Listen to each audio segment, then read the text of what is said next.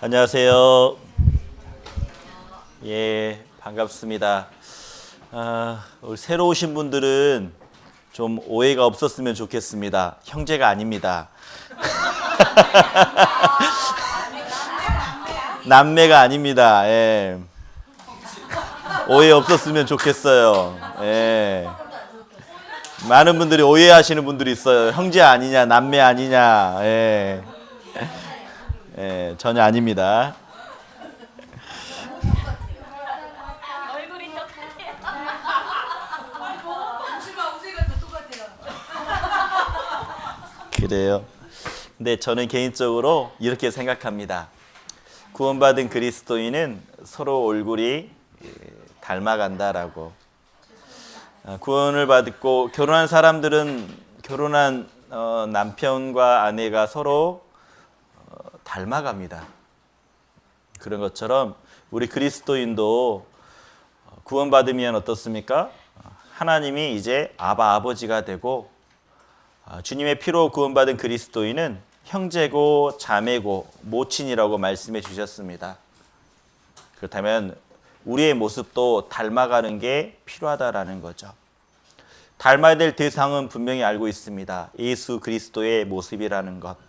그래서 우리가 정말 서로 얼굴은 다를 수 있지만 점점점 닮아가는 예수 그리스도의 모습을 닮아가는 우리 귀한 믿음의 형제 자매님들 되셨으면 좋겠다라는 생각이 듭니다. 좀 닮았어요?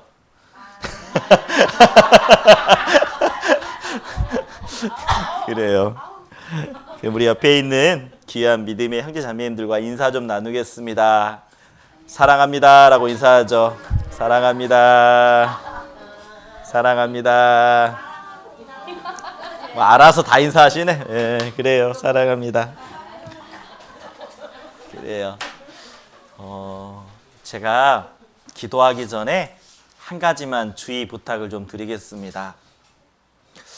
우리가 함께 기도할 때 먼저 다른 것 같아요. 기도하자고 하면 바로 통역사를 보시고 집중해서 기도하시는 분이 있는가 하면 기도하자고 하면 개인적으로 이렇게 짧게 기도하시는 분이 있는 것 같아요. 그래서 눈을 감고 기도하는데 눈을 뜨지 않아요. 계속 기도를 하세요. 그러면 앞에서 기도하시는 분의 기도가 보이지 않잖아요. 그래서 부탁드리는 것은 기도할 때 함께 기도하자고 하면 개인적으로 기도하는 것이 아니라 전체적으로 함께 우리 통역사를 좀 바라보셨으면 좋겠다라는 생각이 듭니다. 이건 꼭 지켜주셨으면 좋겠어요. 예, 꼭 기도하자고 하면 개인적으로 기도하는 것이 아니라 바로 앞을 보셔서 함께 기도하는 게 필요합니다. 그래서 개인적인 기도는 혼자 있을 때 하나님 앞에 기도하는 게 맞고요. 함께 기도하자고 하면 앞에 집중해서 함께 바라보고 동일한 마음으로 한 마음으로 하나님께 기도하는 게 필요합니다. 그래서 혼자 덩그러니 눈을 감고 기도하지 않으셨으면 좋겠어요.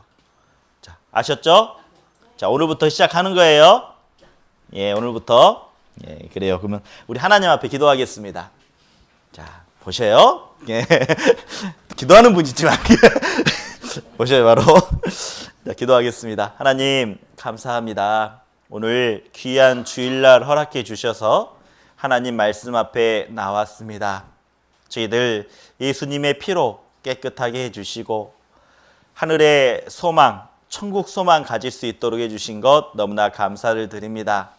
이 세상 마지막 때에 교회에 두셔서 하나님의 말씀을 배우고 하나님께 기쁨이 되고 하나님께 영광이 되는 것이 무엇인지 우리 마음속에 새겨주신 것 너무나 감사를 드립니다.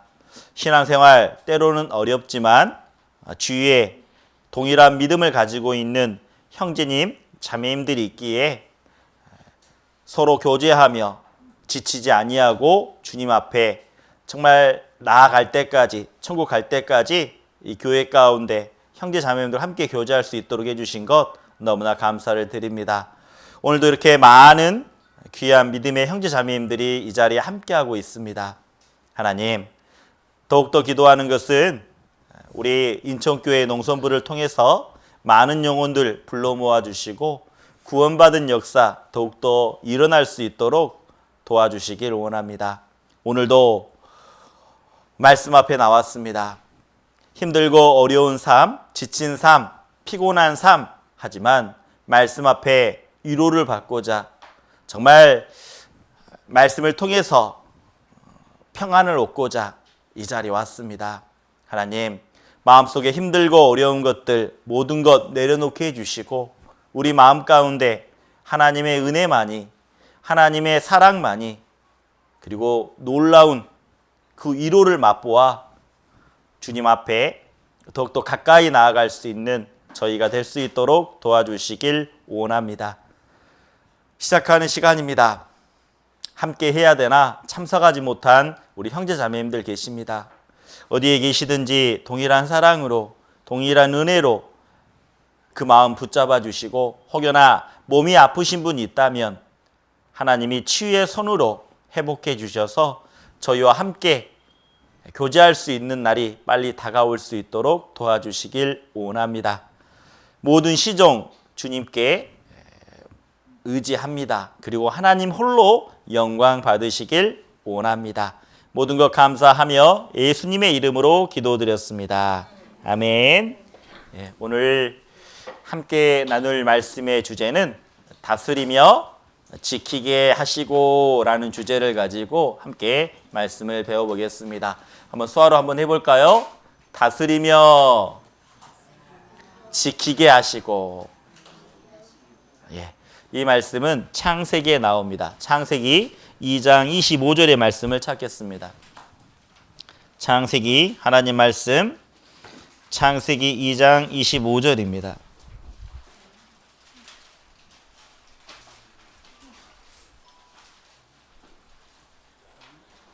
(2장 15절인데) 창세기 1장 2장 15절입니다. 죄송합니다. 창세기 2장 15절 제가 읽겠습니다. 여호와 하나님이 그 사람을 이끌어 동산에 두사, 에덴 동산에 두사 그것을 다스리며 지키게 하시고. 예. 창세기 2장 15절을 통해서 우리가 알 수 있는 것은 하나님이 만든 그 사람, 예. 그 사람을 통해서 하나님이 명하고 있다라는 겁니다. 최초의 사람 아담에게 명한 게 뭐냐? 다스리며 지키게 하시고라고 말하고 있는 겁니다. 이것은 하나님이 최초의 그 흙으로 사람을 만든 아담에게 했던 명령이라는 거죠. 하나님은 말씀하셨습니다. 아담에게요. 우리는 많은 분들이 이렇게 생각할 수 있습니다. 아담에게 최초로 했던 명령이 선악과의 열매를 먹지 말라라고, 그 명령이 첫 명령이라고 생각하신 분들이 많아요. 그런데 하나님은 선악의 열매를 먹지 말라라는 명령이 아니라 제일 처음 하셨던 명령은 에덴 동산을 다스리며 지키라라고 말하고 있습니다. 에덴 동산이 어떤 곳이기에 다스리며 지키게 명령을 하셨을까요? 우리는 그 에덴 동산의 뜻을 먼저 알아야 될 거라고 생각이 됩니다. 에덴 동산. 이 에덴 동산의 뜻은요, 기쁨의 동산이라는 뜻입니다. 기쁨의 동산. 그리고 하나님이 흙으로 사람을 만드셨죠? 그 이름이 무엇입니까? 아담이라고 말합니다. 이 아담의 뜻은 사람이란 뜻입니다. 그리고 아담이 홀로 있는 것을 애로워하는 모습을 보시고 갈비뼈를 가지고 하나님이 여자를 만드시죠. 그 여자의 이름이 무엇입니까? 최초의 여자의 이름 하와라고 말합니다. 이 하와라는 이름의 뜻은요, 생명이란 이 뜻이 있다라는 거죠.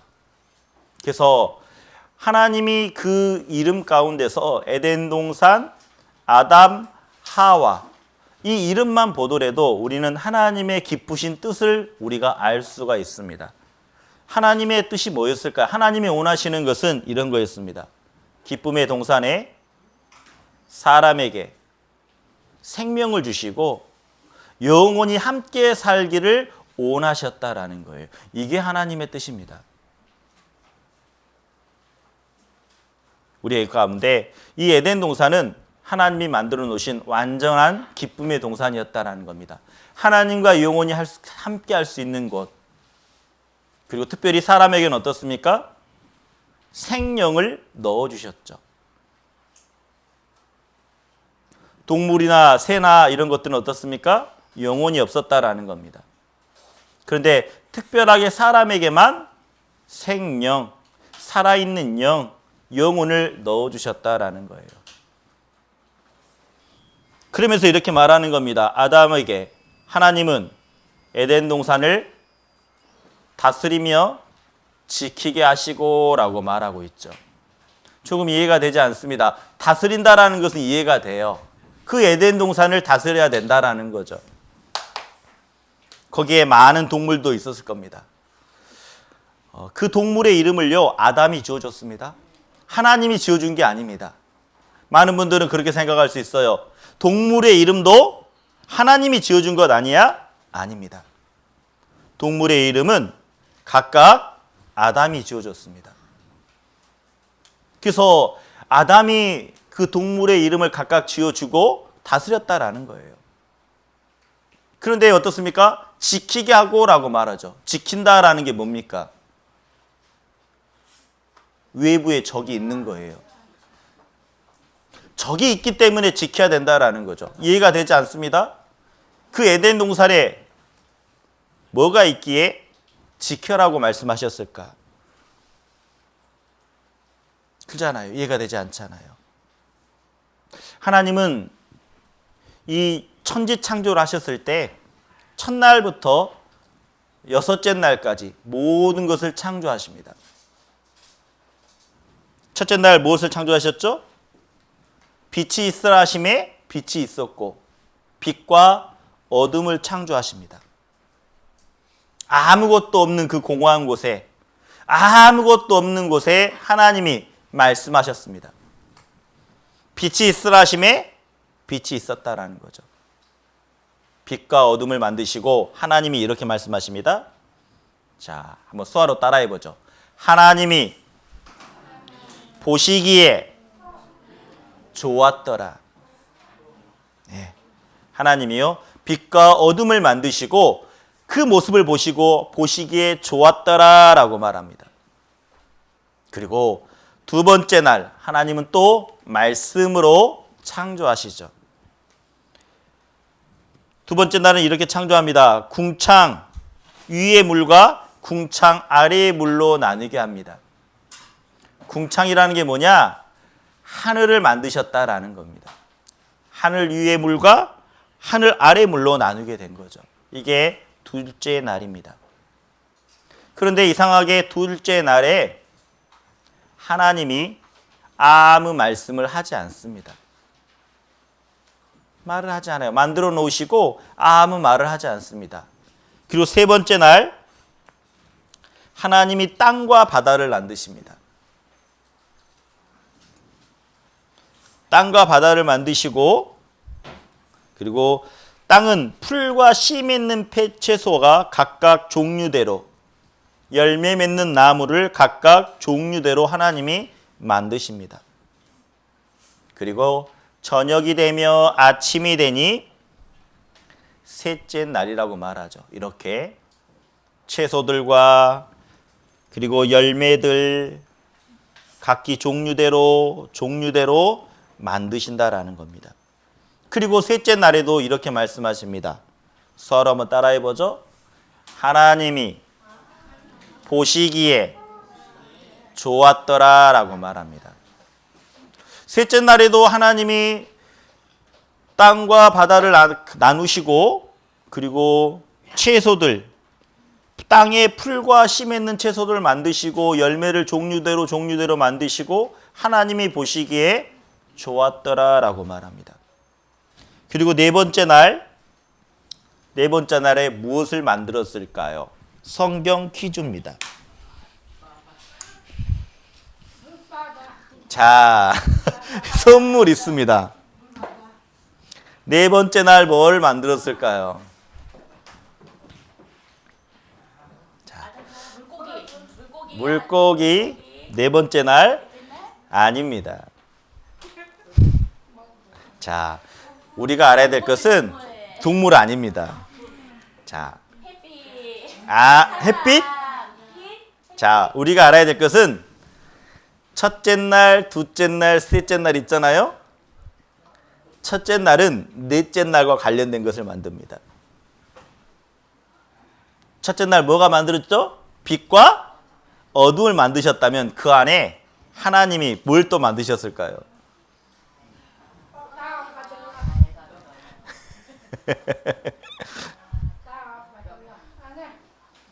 자, 그러니까 넷째 날은 첫째 날과 관계가 있습니다. 어둠과 빛을 만들었다면 그 안에 뭘 꾸미셨을까요? 하나님이. 하나님이 꾸미셨습니다. 어둠과 빛밖에 없었는데 하나님이 아름답게 꾸며 놓으셨어요. 예. 달, 맞아요. 빛과 어둠만 만들어 놓은 게 아니라 그 안에 꾸미셨어요. 하나님. 뭘요? 해를 만드시고 달을 만드시고 별을 만드셨다라는 겁니다. 자, 첫째 날은 어둠과 빛밖에 없었어요. 그런데 하나님이 그 모습을 보시고 안타까워하신 거죠. 넷째 날에 채우셨다라는 겁니다. 해를 만드시고 달을 만드시고 별을 만들었다라는 거예요. 그러면서 이렇게 말합니다. 자, 한번 수화로 따라해 보죠. 하나님이 보시기에 좋았더라 라고 말합니다. 자, 그렇다면 다섯째 날에는 무엇을 만들었을까요? 이 다섯째 날에는 둘째 날과 관련이 있습니다. 둘째 날에 뭘 만들었다겠죠? 땅과 물을 만드셨다겠고 채소와 그리고 열매를 만드셨다고 했습니다. 그래서 이 둘째 날을 생각해 보면 하나님이 그냥 내버려 둔 게 아니라 그 관련된 것을 또 만드셔요. 창조하십니다. 뭘 창조하셨을까요? 다섯 번째 날. 동물. 동물 맞아요. 코끼리는 아닙니다. 동물은 맞긴 맞네. 동물. 네. 동물은 맞는데 자, 맞아요. 자, 하나님은 두 가지를 만듭니다. 자, 물과 땅과 바다를 나누셨잖아요. 그래서 물에는 하나님이 어때요? 물고기로 채우십니다. 종류대로 물고기를 채우셔요. 땅을 나누시고 바다를 나누셨다면. 그리고 다섯째 날 어때요? 물고기를 이렇게 만드시고, 그리고 하늘에, 땅에는 어떻습니까? 예, 맞아요. 새가 날아다니도록 했다라는 겁니다. 하늘에는 새, 물에는 물고기를 만드셨어요. 관계가 있는 겁니다. 하나님이 그냥 만드신 게 아니에요. 그리고 이렇게 다섯째 날 또 이렇게 말씀하십니다. 수화로 따라해보죠. 하나님이 보시기에 좋았더라 라고 말합니다.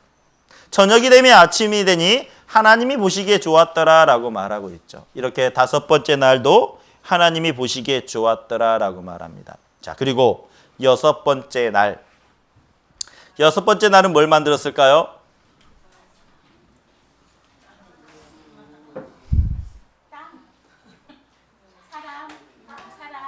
여섯 번째 날에는 뭘 만들었죠?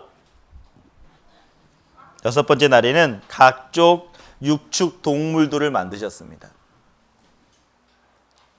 그래서 하나님은 원래부터 기를 수 있는 동물, 우리가 가축이라고 말하잖아요. 소나 원래부터 이렇게 야생에서 사는 동물과 사람들과 함께 가까이 살 수 있는 동물을 만들어 놓으신 거예요. 원래부터 집에서 키울 수 있는 동물들과 나누어서 만들었다라는 겁니다. 그래서 사자, 코끼리, 그리고 저가 나왔네요. 이거 뭐예요? 제가 저 곰. 여섯째 날, 그리고 토끼까지 만드셨어요. 여러 가지 동물을 만드셨습니다. 하나님이요. 그리고 하나님이 어떻습니까? 마지막 이런 동물을 만드시고 마지막에 하나님이 어떻습니까? 흙으로 사람을 지으시고 그 코에 생기를 불어넣으시니 사람이 생명이 되었다라고 말합니다. 이렇게 하나님이 자기 형상, 곧 하나님의 형상대로 사람을 창조하시되 남자와 여자를 창조하시고라고 말하죠. 그러면서 하나님이 6일째는 뭐라고 말씀하시냐? 이렇게 말합니다. 이렇게 6일째 동물들을 다 만들어 놓으시고 사람까지, 그리고 자기의 하나님의 형상대로 닮은 생명을 넣어주시고, 그리고 이렇게 말씀하십니다. 한번 수화로 따라해보죠. 하나님이 보시기에 심히 좋았더라 라고 말합니다.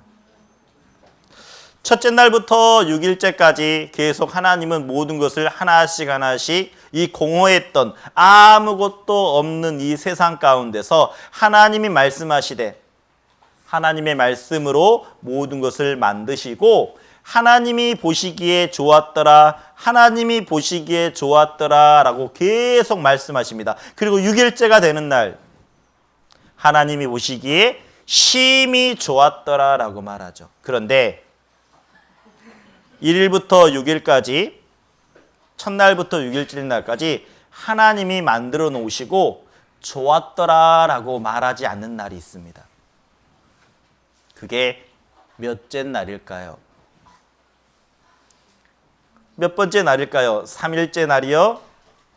아닙니다. 1일 날부터 첫째 날부터 6일째까지 계속 하나님이 말씀하셨는데 몇 번째 날에 하나님은 만드시고 아무 말씀을 하지 않습니다.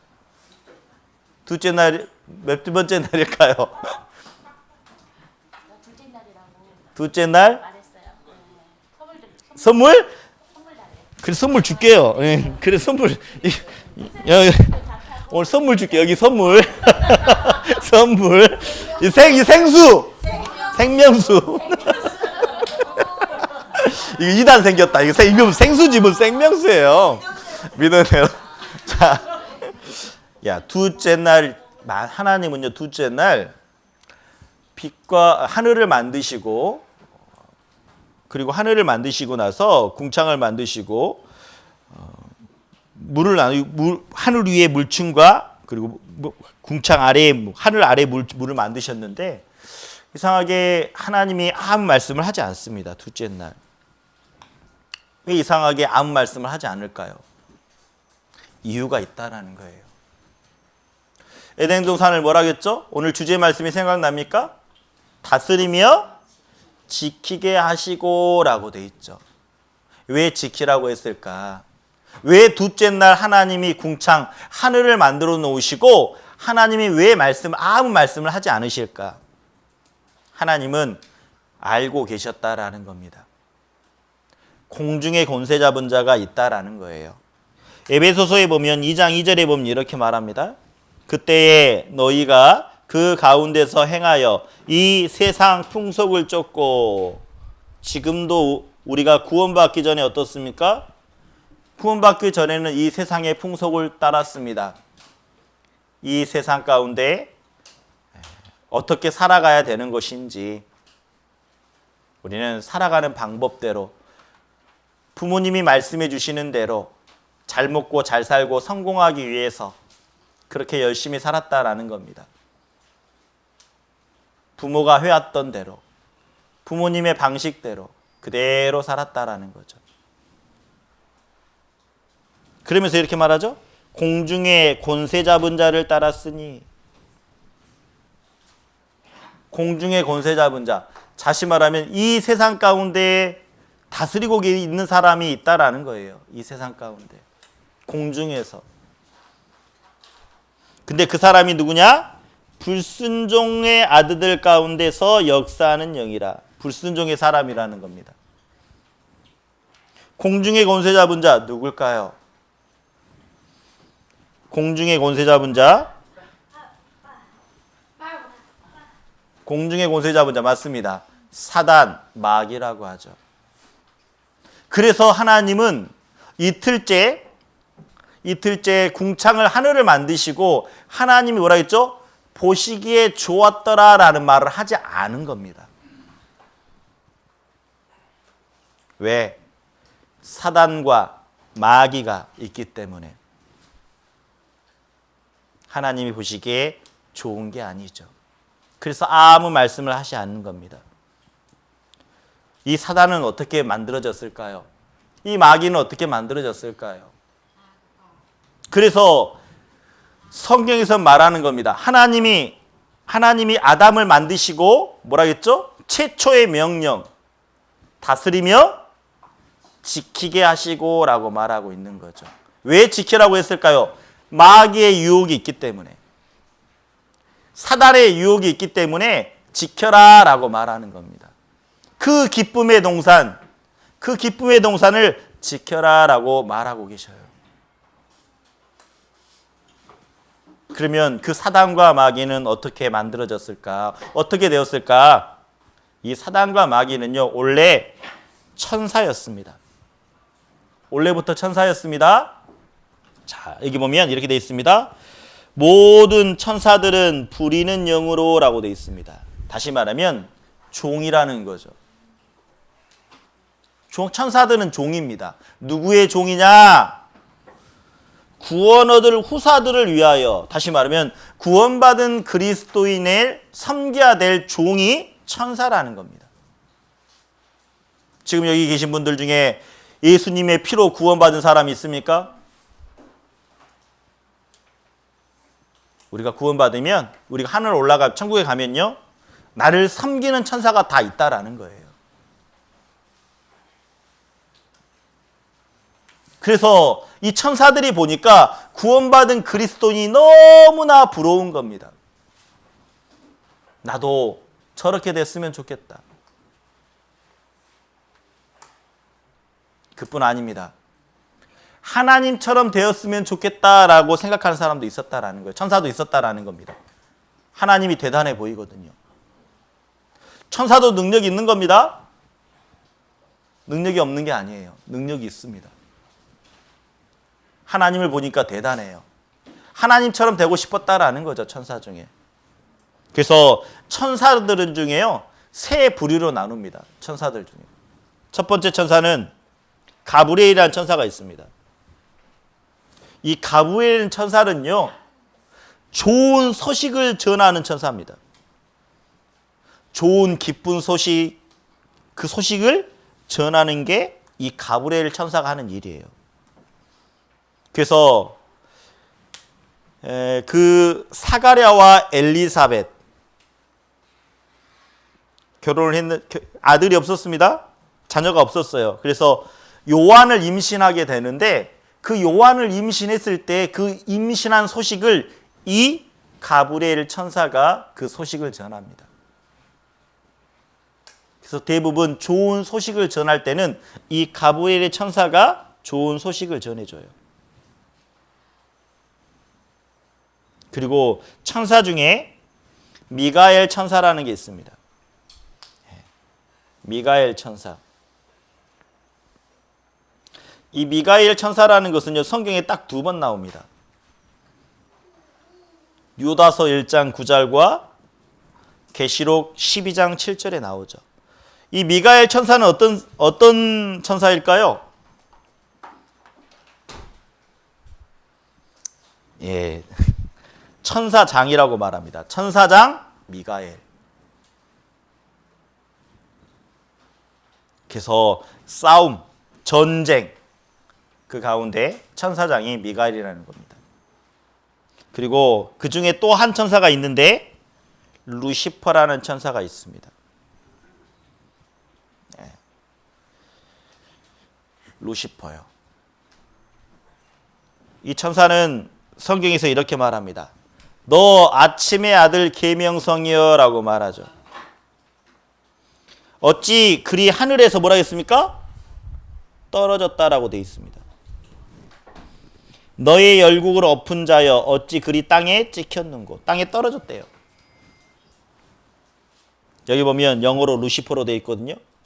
때로는 모닝스타라고 말합니다. 새벽별, 계명성. 근데 그가 어떤 모습이냐? 이사야 14장에 보면 14절에 보면 가장 높은 구름 위에 올라 지극히 높은 자와 비길이라 하도다라고 되어 있죠.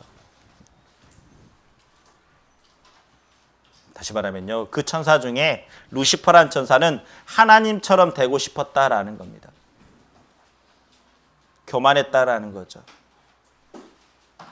그래서 그 천사가 가야 될 곳은 15절에 이렇게 말합니다. 네가 음부 곧 구덩이 맨 밑에 빠치우리다. 그래서 하나님은 지옥을 만드신 이유는 왜 지옥을 만들었냐? 이렇게 사단, 마귀, 루시퍼를 위해서. 이 루시퍼, 불순종한 천사, 그것을 징벌하기 위해서, 심판하기 위해서 지옥을 만든 겁니다. 그래서요, 이 루시퍼는, 사단은 자기 위치를 떠난 것이라는 거죠. 자기 위치, 자기 지위, 그게 루시퍼입니다. 그래서 사단은, 마귀는요, 항상 그리스도인의 마음을 부추깁니다. 그 자리를 떠나라고, 그 자리에 있으면 안 된다라고 계속 우리의 마음, 그 그리스도인의 마음 가운데 계속 유혹한다라는 거죠. 넘어질 때까지 유혹을 합니다. 사단은, 자, 이렇게 말합니다. 자, 한번 수화로 따라해 보세요. 자기 초소를 떠난 천사라고 말합니다. 자기 초소를 떠났다. 예. 다시 말하면 내가 있어야 될 곳에 있지 못하는 것, 내가 책임감을 가지고 그 자리를 지켜야 되는데 지키지 못하는 것. 자, 이렇게 돼 있잖아요. 자기 지위를 지키지 아니하고. 사단은요, 자기가 있어야 될 위치를 지키지 아니한 게 사단입니다. 그래서 끝까지 구원받은 그리스도인을 하나님이 몸된 교회 가운데 있어야 되는데 있지 못하게 방해하는 것이 사단이고, 마귀라는 거죠. 그래서 사단, 마귀 이런 귀신은 타락한 천사라는 겁니다. 그들이 어떻습니까? 하나님처럼 되고 싶었다라는 겁니다. 그 모습을 우리는 교만이라고 말하죠. 교만. 하나님처럼 되고 싶은 것. 하나님처럼. 자, 하나님의 능력이 있습니다. 하나님의 능력은 뭐죠? 전지라고 말합니다. 전지. 모든 것을 안다라는 겁니다. 전능이라고 말합니다. 전지, 전능. 그리고 편재라고 말합니다. 좀 어려운 말인데 편재. 편재라는 것은 앞이나 앞편이나 뒤편이나 오른편이나 왼편이나 위편이나 어느 편이나 다 계시는 분. 어느 곳에나 충만하시는 분. 그게 하나님이시라는 거죠. 그래서 하나님의 능력이 뭐라고요? 전지, 전능, 편재. 하나님의 능력만 잘 알더라도요, 신앙생활 잘 할 수 있습니다. 전지라고 말씀하셨죠? 모든 지혜가 있으신 분. 그래서 하나님을 가까이 하면 하나님이 지혜를 주십니다. 전능이라고 했죠? 하나님을 가까이 하면 하나님이 능력 주십니다. 그리고 가장 중요한 것을 알아야 됩니다. 편재. 어디나 계시다라는 거예요. 그래서 우리가 있는 위치에도 하나님이 계시다라고 마음속에 정말 믿으면 온전하게 신앙생활을 할 수 있다는 겁니다. 그런데 천사도 마귀도 능력이 있습니다. 능력이 있다겠죠? 자, 마귀의 능력은요, 다지입니다. 다지. 많은 지혜가 있지만 한 수 아래예요. 하나님보다. 다지. 다능. 능력이 있습니다. 네. 그리고 마귀는 어때요? 네. 세상에 충만하지 않고 신속합니다. 두루두루 다녀요. 빨리빨리 다니지 온 세상에 충만하지는 않습니다. 두루두루 다니죠. 그래서 이런 말이 있습니다. 무슨 말일지 모르겠지만 마귀가 바쁠 때는요, 가장 바쁠 때는 술을 보낸다라고 말합니다. 마귀가 바쁘면요, 술을 보낸대요. 술. 왜요? 술을 먹어보면 알잖아요. 술이 어떻습니까? 사람들이 한 잔 마시면 어때요? 그래요. 모르는 게 낫죠. 모르는 게 나아. 모르는 게 나아요. 술을 마시는 순간 하나님에 대한 생각이 안 납니다.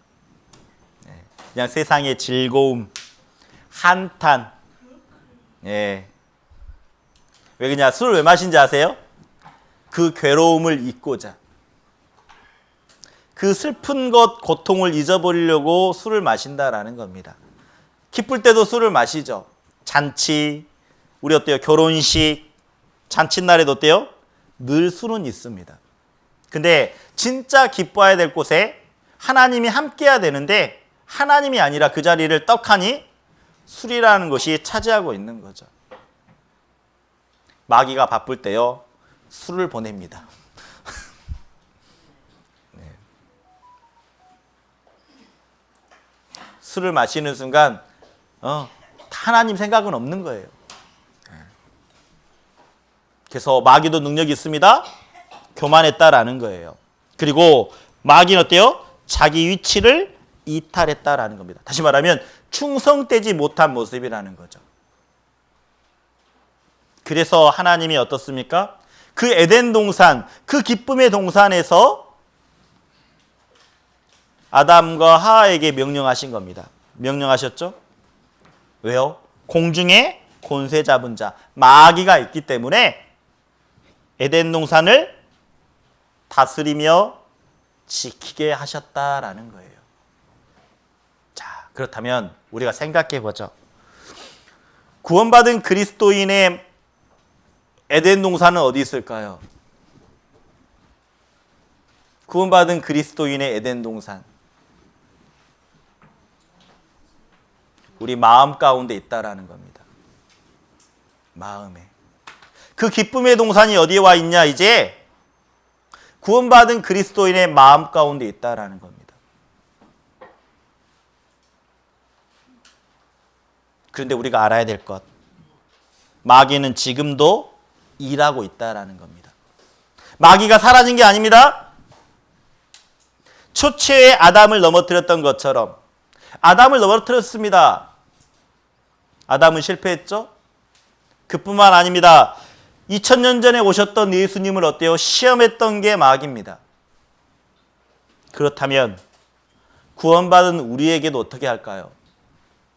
구원받은 우리에게도, 그리스도인에게도 어때요? 마지막 시대를 살아간 우리에게도, 그리스도인에게도 계속 시험과 유혹이라는,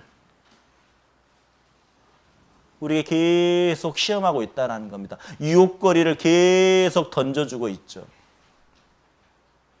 낚시해 보셨어요? 낚시 어떻습니까? 낚시하면 물고기를 잡기 위해서 미끼를 딱 달죠. 미끼를 답니다. 야, 물고기가 탁 먹는 순간 어때요? 탁 잡아치면 물고기가 딸려 올라오죠. 네. 그런 것처럼 어쩌면 우리 가운데 이 마귀와 사단은 내 주변에 많은 유혹거리를 계속 주고 있다는 겁니다. 그것을 딱 먹고 삼키는 순간 우리는 마귀의 밥이 되는 거죠. 다시 말하면 제대로 된 신앙생활을 할 수 없다라는 겁니다. 그런 그리스도인에게는 능력이 나타나지 않는다라는 거죠. 더 이상 전도되지 않는다라는 겁니다. 하나님은 우리를 구원해 주신 이유는 우리를 통해서 많은 사람들이 더욱더 말씀 앞으로 인도되고 전도되길 원합니다. 그래서 마귀는 계속 방해를 해요. 잊지 마십시오. 아담도 넘어졌습니다. 최초의 사람. 마귀는요, 아담과 하와에게 어떻습니까? 아담을 넘어뜨렸고 예수님을 시험했었고, 그리고 우리가 살고 있는 마지막 때 살고 있는 우리에게도 유혹하고 있다라는 겁니다. 그래서 최초의 사람 아담에게 말씀하셨던 것처럼 다스리며 지키게 하시고, 어쩌면 이 말씀이 마지막 때를 살아가고 있는 그리스도인에게도 동일하게 해주시는 말씀이라는 겁니다. 아담에게만 하시는 게 아닙니다. 이제 우리에게 다스리며 지키게 하시고. 근데 마귀가 어떤 유혹을 했죠? 아담을 어떻게 넘어뜨렸습니까? 자, 이렇게 성경에서 이렇게 말하고 있죠? 여자가 그 나무를 본즉 선악의 열매는 그 나무를 보았습니다. 그 선악과를 보니까 어때요? 야, 먹음직한 거예요. 야, 맛있겠다. 부러운 거죠? 보암지겠다라는 겁니다. 야, 예뻤던 것 같아요. 뭐가 좋았던 것 같아요. 때깔도 그냥 좋고 색깔도 그냥 보암직하고 예쁜 것들. 그리고 지혜롭게 할 만큼 탐스럽기도 한지라. 저거 먹으면 야, 하나님처럼 될 수 있겠구나라는 생각이 딱 올라왔다라는 겁니다. 먹음직, 보암직, 지혜롭게 할 만큼. 그래서 이것들은요, 마귀가 주는 시험이라는 겁니다. 그래서 요한일서 2장 16절에 이것을 좀 어려운 말로 이렇게 말합니다. 세상에 있는 모든 것이, 자, 이 세상에 공중의 권세 잡은 자가 누구라겠죠? 마귀와 사단이라고 분명히 말씀해 주셨습니다. 근데 그 마귀와 사단이 우리를 유혹하는데, 우리를 넘어뜨리게 하는데 이런 걸 주었다라는 거예요. 육신의 정욕, 안목의 정욕, 이생의 자랑. 이것은 아버지께로 쫓아온 것이 아니다. 하나님이 주신 게 아니라는 겁니다. 이 세상으로 쫓아왔다. 마귀가 주었다라는 거예요. 자, 육신의 정욕이 뭘까요? 말이 좀 어렵죠. 이렇게 생각하면 됩니다. 육신의 욕심, 안목의 욕심, 자, 그리고 이생의 자랑. 육신의 정욕이라고 말하고 있어요. 우리 욕심 있잖아요. 본성의 욕심. 먹고 싶다. 가지고 싶다. 이게 육신의 욕심이에요. 네. 자고 싶다. 그리고 안목의 정욕이라는 게 뭐냐? 눈에 보이는 것들에 대한 욕심. 좋은 거 있으면 어때요? 가지고 싶다. 예쁜 거 있으면 어때요? 가지고 싶다. 좋은 것, 예쁜 것 가지고 싶다. 그리고 이생의 자랑. 이게 사단과 마귀가 주었다라는 겁니다. 다시 말하면 이런 거죠. 먹음직하다라는 것은 보암직하고 지혜롭게 탐사한다 했죠? 먹음직하다라는 것은 육신의 욕심을 뜻한다라는 겁니다. 야, 저거 먹고 싶다. 저거 가지고 싶다.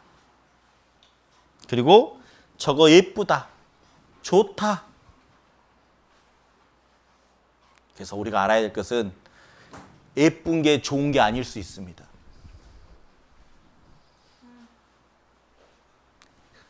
예쁜 게 좋은 게 아닐 수 있어요. 특별히 뭘까요? 네, 여자.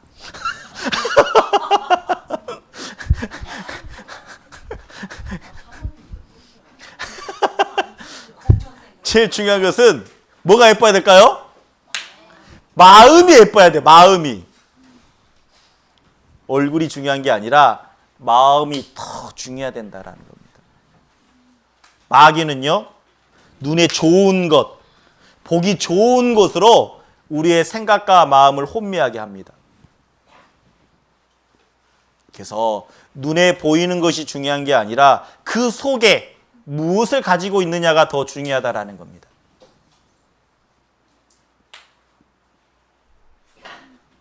우리는 예쁜 것이 좋은 게 아닐 수 있다라는 거예요. 루시퍼가요, 사단이 정말 아름다운 모습이라고 말합니다. 광명의 천사의 모습이라고 분명히 말하고 있거든요. 그래서 내가 눈으로 볼 때 좋은 것, 예쁜 것, 그것보다는 실속 있는 것을 찾으십시오. 우리는 그거 보고 그냥 물건을 살 때도 어떻습니까? 눈에 보기 좋은 것, 예쁜 것을 찾죠. 근데 그것보다는 실속 있는 것을 사는 게 필요하다라는 거예요. 그리고 지혜롭게 할 만큼 탐스럽게도 한다 그랬죠? 이생의 자랑이라는 겁니다. 이생의 자랑. 저도요, 결혼할 때 결혼하기 어려웠어요. 많은 소개를 받았습니다. 요렇게 교회 안에서 10명은 아니에요. 10손가락이 넘어가진 않아요. 오케이? 자, 요 정도 소개를 받은 것 같아요. 근데 만날 때마다 잘 만났습니다. 교제도 잘 됩니다. 집에 돌아오는 순간 문자가 딱 한 통 날라와요. 그날 저녁에 바로 뭐 문자 날라왔는데 지금 문자 내용이 이렇습니다. 좋은 자매 만나세요. 좋은 가정 이루세요 라고. 제일 처음에는 이렇게 생각됐습니다. 그럴 수 있지. 그럴 수 있어 충분히. 그런데 요렇게 만나니까, 요렇게 만나보면서 잘 안 되니까 어떤 마음이 올라오냐? 판단하는 마음이 올라왔습니다. 자매들이 왜 이러지? 자매들이 왜 이럴까? 라는 마음이 올라왔습니다. 왜? 내가 배운 것은 다 순종이었는데 나는 항상 말씀을 배우기를 순종의 모습으로 나왔었고, 우리가 순종하면 되는데 왜 안 할까? 자매님들은 참 순종하기가 어려운 건가? 그리고 놀라운 것은 자, 이렇게 되니까 어떤 마음이 또 올라온지 아세요? 전도인을 판단하게 되었습니다. 아니, 기도는 해주시고 소개해 주시는 건가? 그 자매님에 대해서 너무나 많이 모르던데? 상황도 모르는 것 같고, 왜 이렇게 뭐 갑자기 너무나 모르는 것 같은 느낌? 그 자매에 대해서 소개해 주셨는데도. 그러면서 그렇게 되는 거예요. 아, 기도해 주신다고 했는데 기도는 정말 해 주셨나? 판단 어린 마음이 쫙 올라오는 거예요. 자, 그리고 이렇게 되니까, 자, 이렇게 9번의 만남까지 안 되니까 어떤 마음이 올라온지 아세요? 여기까지 올라오면? 아니요. 교회를 판단하는 마음까지 올라오더라고요. 어떤 마음이 오냐? 아, 이렇게 꼭 교회 결혼해야 되나? 꼭 이런 방법으로 해야 되나? 구원받지 않는 자매 전도에서 이렇게 소개받게 하면 되지 않나? 놀라운 것은 안 되면 안 될수록 계속 마음속에 여러 가지 판단의 생각이 올라온다라는 겁니다. 제일 처음엔 제가 뭘 판단했죠? 자매를 판단했습니다. 전도인을 판단했습니다. 그리고 교회까지 판단했다라는 거죠. 어쩌면 저는 이 일이 여기서 끝나는 문제가 아니라고 생각합니다. 연관이 있거든요. 신앙생활을 하다 보면 제일 처음에 판단, 주변에 있는 분들을, 형제 자매님들을 판단할 수 있다라는 거예요. 그리고 누굴 판단할까요? 이제는 전도인을 판단합니다. 그리고 그 다음에 뭘 판단할까요? 교회에 대해서 판단합니다. 이 교회는 이상한 교회야. 그리고 결국은 어떻게 될까요? 거기를 넘어가는 순간 어떻게 되는지 아십니까?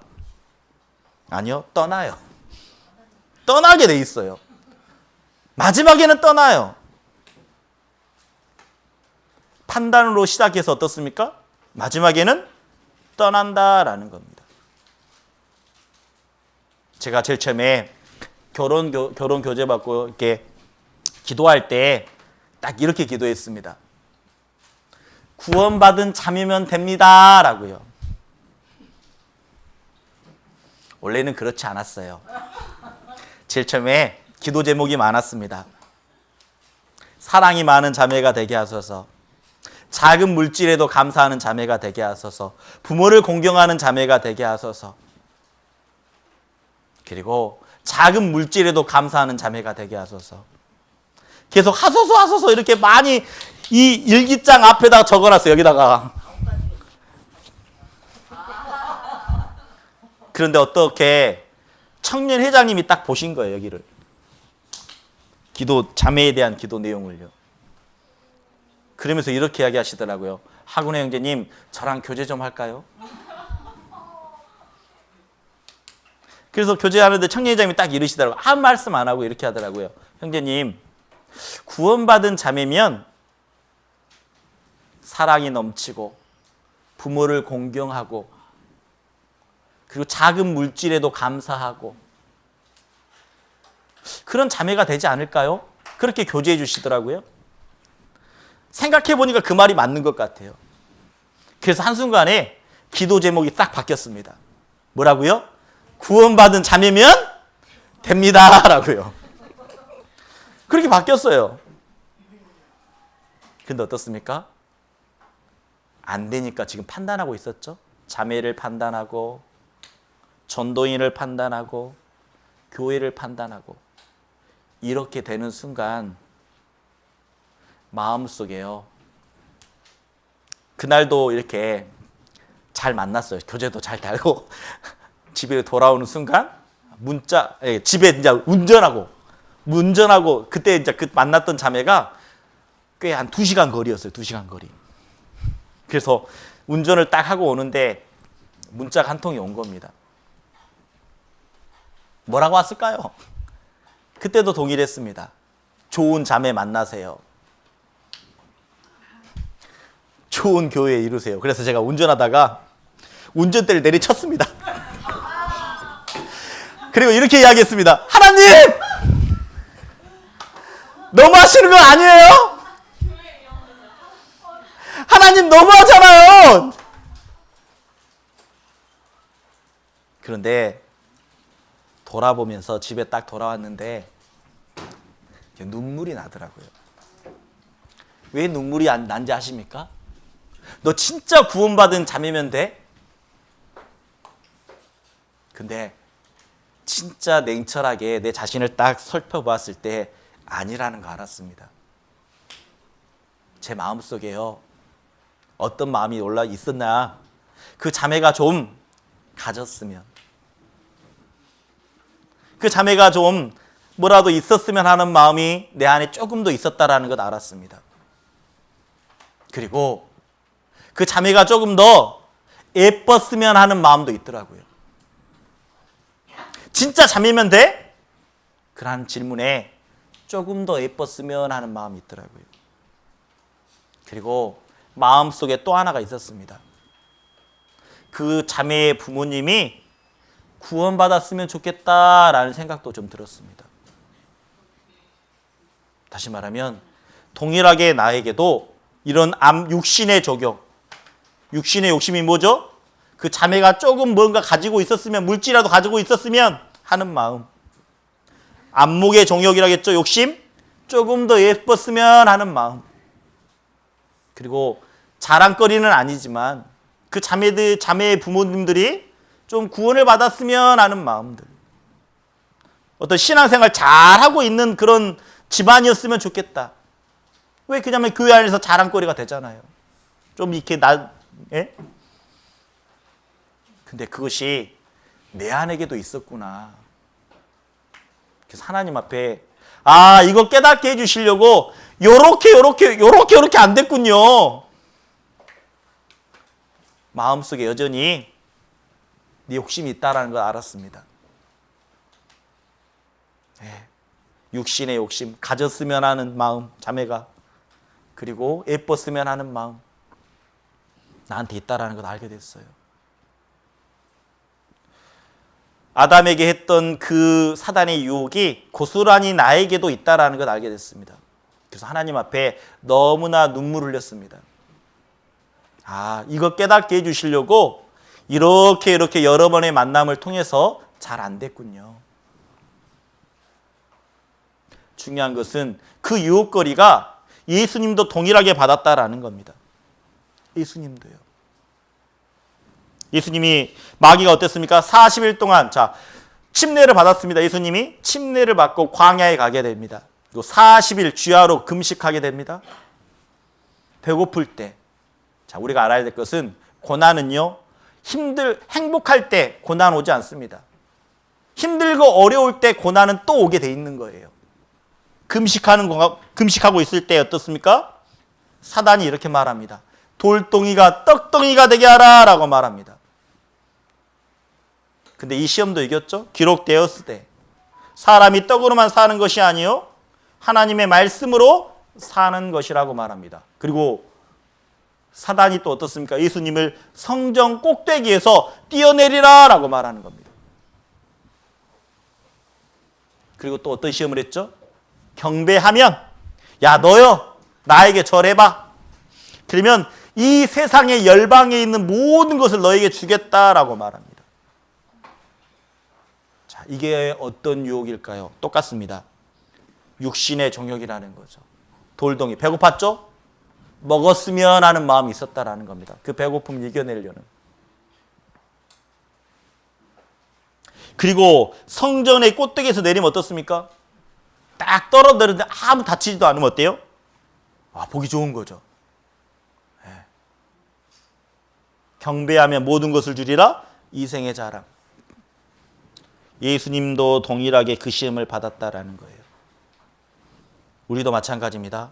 나도 이 육신의 욕심이라는 것, 안목의 욕심이라는 것, 보기 좋은 것에 대한 욕심, 좋은 것, 예쁜 것에 대한 욕심, 그리고 자랑이라는 것들이 항상 우리들의 주의 가운데서 마귀가 유혹하고 있다라는 겁니다. 마귀가 시험하고 있다라는 것을 우리가 잊지 말아야 돼요.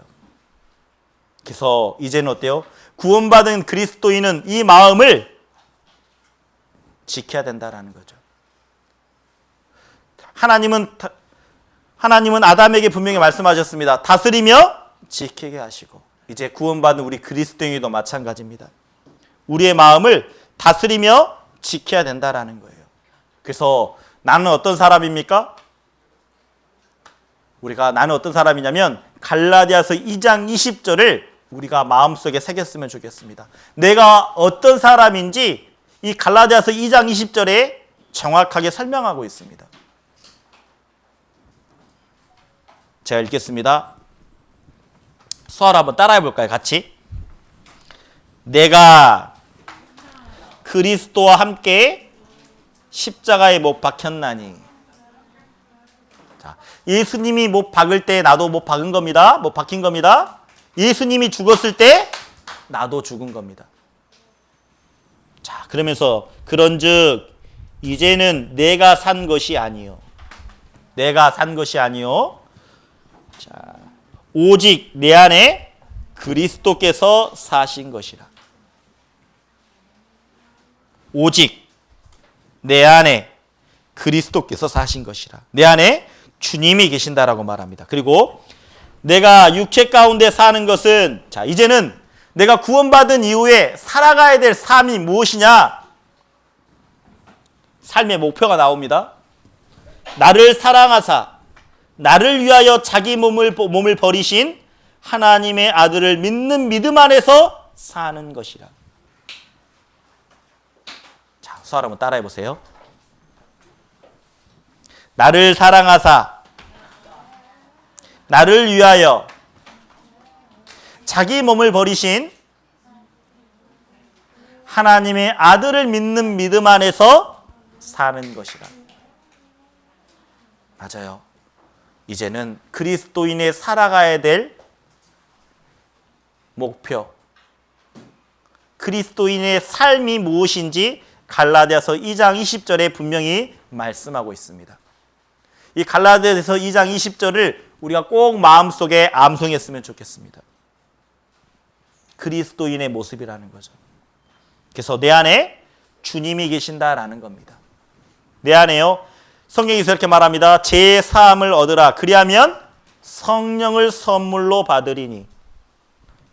구원받은 그리스도인에게는 성령님이 계시다라는 겁니다. 구원받은 사람은 내 안에 주님이 계신다라는 거예요. 그래서 구원받기 전과 구원받은 후의 모습이 다르죠. 구원받기 전에는 우리 마음의 보좌에 나라는 사람, 물질이 앉아 있었습니다. 그래서 내가 원하는 대로, 내가 하고 싶은 대로 마음대로 살았어요. 나의 삶이 그랬습니다. 우리들의 삶이 그랬습니다. 그리고 돈이라는 게 마음의 보좌에 앉아 있었기 때문에 돈 되는 일은 다 했어요. 쫓아다녔습니다. 근데 구원을 받으니까 어떻습니까? 이 더러웠던 마음이 예수님의 피로 깨끗하게 되고, 이 마음의 보좌에서 나라는 사람도 내려오고, 물질이라는 것도 내려오고, 그리고 이 마음의 보좌에 누가 앉는 거죠? 성령님이 오신다라는 겁니다. 그래서 그리스도인은 마음의 주인이 바뀐 사람이라는 겁니다. 그게 그리스도인이에요. 마음의 주인이 바뀐 사람. 다시 말하면 삶의 결정권이 바뀌었다라는 겁니다. 옛날에는 내가 원하는 대로 결정했었고 내가 하고 싶은 대로 결정했습니다. 그런데 구원받은 사람은 어때요? 결정권을 내어드리는 거죠. 하나님이 원하시는 대로, 하나님이 행하시는 대로, 하나님이 말씀하시면 나아가고, 하나님이 멈춰서라고 하면 멈춰서는 삶. 내 안에 주님이 오셨다라는 겁니다. 주님이, 성령님이. 그래서 이 구원받은 사람의 마음을 이제 다스리며 지키게 하는 게 필요하다라는 거예요. 왜? 내 안에 주님이 계시기 때문에, 내 안에 성령님이 계시기 때문에. 그래서 적들의 침입을 막기 위해서는 어떻습니까? 성벽을 높이 쌓아야 돼요. 성벽이 없으면 어때요? 적들이 쉽게 침입할 수 있다라는 겁니다. 성벽이 필요해요. 우리 마음의 성벽이. 성벽이 무너지면 적들은 쉽게 쳐들어온다라는 겁니다. 그러면 성벽이 뭘까? 성벽을 이렇게 말합니다. 성경에서는 마음이라고. 외부의 적의 침입을 지키기 위해서는 성도의 마음을 통제하고 다스리는 게 필요하다라는 겁니다. 마귀가 사라진 게 아닙니다. 더 여전히 이제는 더 노련하게 아담을 넘어뜨렸던 것처럼 예수님을 시험했던 것처럼 구원받은 그리스도인도 계속 유혹거리를 시험거리를 주고 있다는 것을 잊지 마십시오.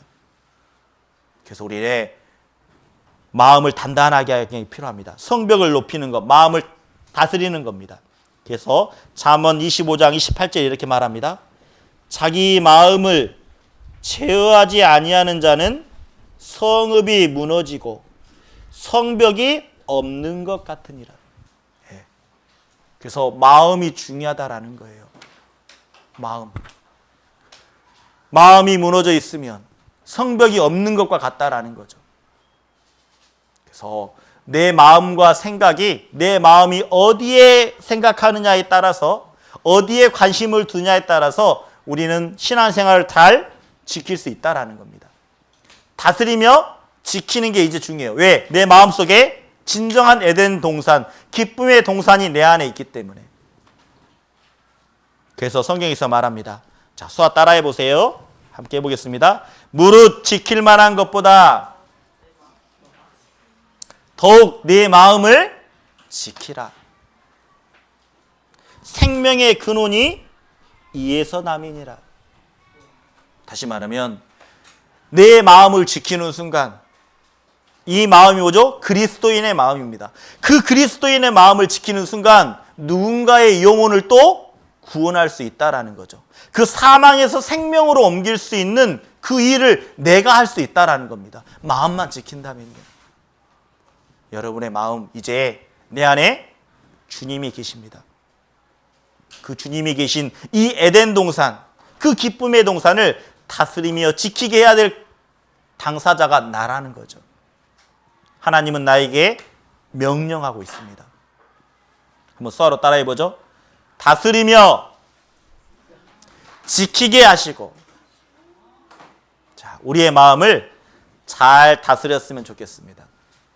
우리의 마음을 잘 지켰으면 좋겠습니다. 그러면 우리의 마음을 잘 다스리고 잘 지키게 하기 위해서는 뭐가 필요할까요? 우리의 마음을 잘 다스리고 지키기 위해서 필요한 게 있습니다. 잘 아는 거예요. 늘 하는 겁니다, 우리가.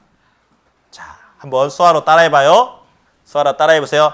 하나님을 가까이 하라. 예. 말씀을 가까이 하라. 기도하라. 교제에 참석하라. 그리고 전도하라. 예. 이 5가지가 우리의 마음을 다스리고 우리의 마음을 지킬 수 있는 방법이라는 것 잊지 않았으면 좋겠습니다. 오늘 다스리며 지키게 하시고라는 주제를 가지고 말씀을 좀 나눠보았습니다. 우리 마음속에 기쁨의 동산, 주님이 함께하고 계시는 이 동산 가운데 어떻습니까? 하나님이 첫째 날부터 채워가셨던 것처럼 우리 마음속에도 하나님이 채워가실 겁니다. 구원받았을 때 교제 가운데 있으면 하나님이 하나씩 하나씩 우리 마음 가운데, 공허했던 우리 마음 가운데 빛으로 오신 그 주님이 계시고 하나님이 하나씩 하나씩 그 공허한 그 마음에 하나씩 채워가시는 놀라운 역사를 우리는 경험하게 될 겁니다. 그래서 우리가 우리의 마음을 더 다스리며 지키는 우리 귀한 믿음의 형제자매님들 되셨으면 좋겠습니다. 자, 우리 다스리며 지킬 수 있습니까? 결심? 화이팅! 그래요. 우리 다스리며 지키는 우리들이 되었으면 좋겠습니다. 기도하고 마치겠습니다. 하나님 아버지 감사합니다. 오늘 다스리며 지키게 하시고 라는 주제를 가지고 하나님의 말씀을 나누었습니다. 우리 마음속이 에덴 동산이라는 것 알았습니다. 정말 기쁨의 동산 내 안에 있습니다. 주님이 나와 함께 하신다라는 것 알고 있습니다. 우리의 마음을 다스릴 수 있도록 우리의 마음을 잘 지킬 수 있도록 더 하나님을 가까이 하고 말씀을 가까이 하고 더 기도하고 교제에 잘 참석하고 그리고 전도하는 저희들이 될 수 있도록 도와주시길 원합니다. 오늘 우리의 마음을 다시 한번 뜨겁게 해주신 하나님께 감사를 드립니다. 분명히 마귀의 유혹이 있습니다. 육신의 욕심, 그리고 눈에 보이는 안목의 욕심, 또 이생의 자랑이라는 것들, 마귀의 유혹 가운데서도 우리의 마음을 지킬 수 있도록 하나님이 우리의 마음 단단하게 해주시고 그리고 형제 자매님들과 더 친밀한 교제를 통해서 서로를 위해서 기도해 줄 수 있는 우리 귀한 믿음의 형제 자매님들 될 수 있도록 도와주시길 원합니다. 오늘 함께해 주신 하나님께 감사하며 이 모든 것 예수님의 이름으로 기도드렸습니다.